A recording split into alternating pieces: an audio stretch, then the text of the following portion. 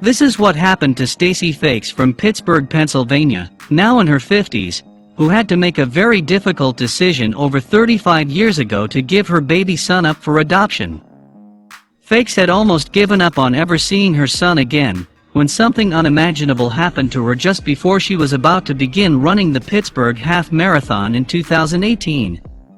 She was handed a letter from her biological son, Stephen Strawn, who, after a lot of hard work and commitment, had managed to track his mother down and was there to meet her.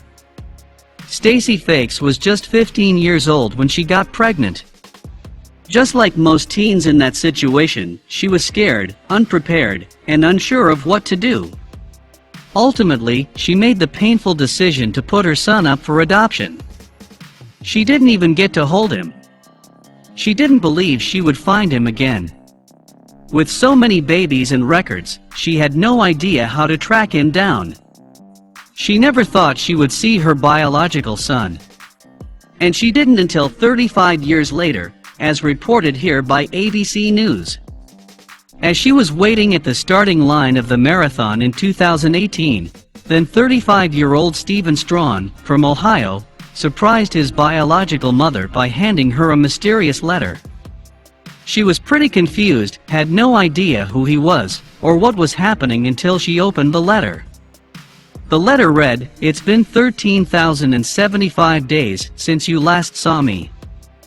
I didn't want to make you wait one more."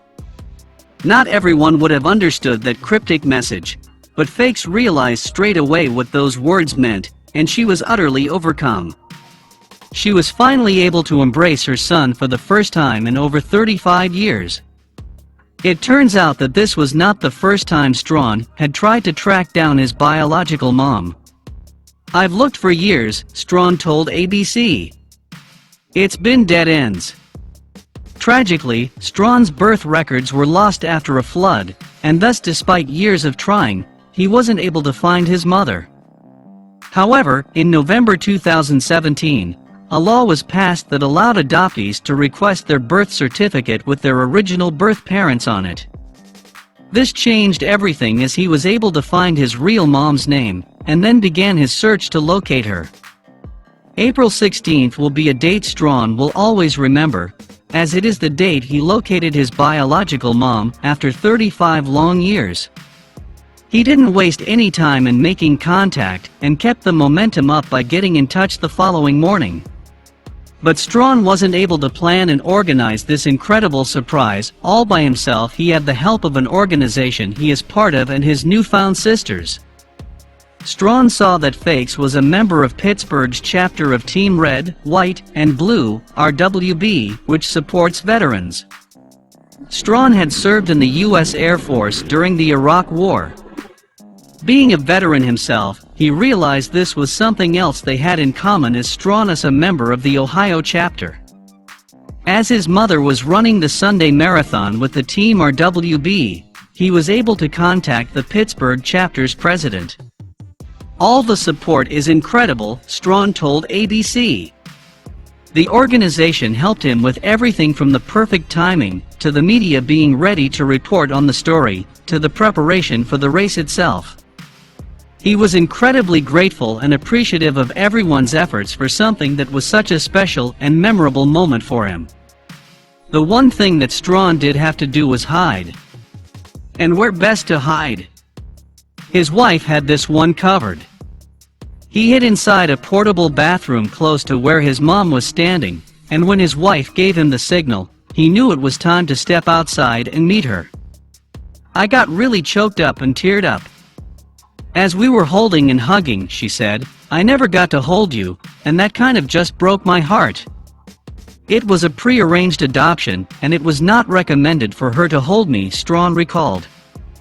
Reminiscing on that important day that Fakes gave her baby up for adoption, she told ABC affiliate WTAE. "They didn't want me to hold him, they didn't recommend it." She continued by saying what their embrace meant to her, "So I finally got to hold him.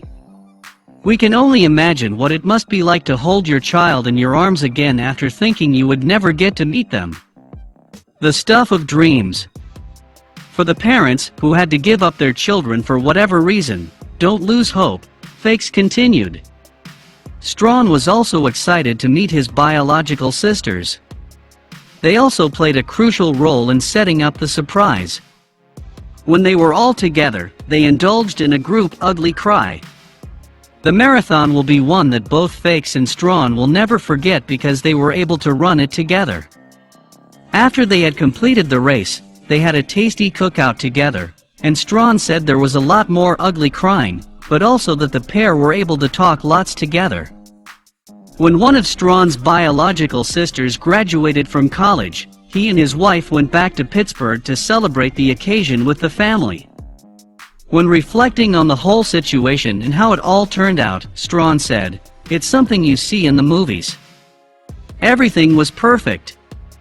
This is a wonderful reunion, and we hope they go on to have many more in the future, and make up for lost time. It's a lovely message that even if you think something is impossible, and even when you've given up hope, miracles can and do happen." Pass this heartwarming story about a family reuniting on to your friends and loved ones. Let them know you feel lucky to have them in your life.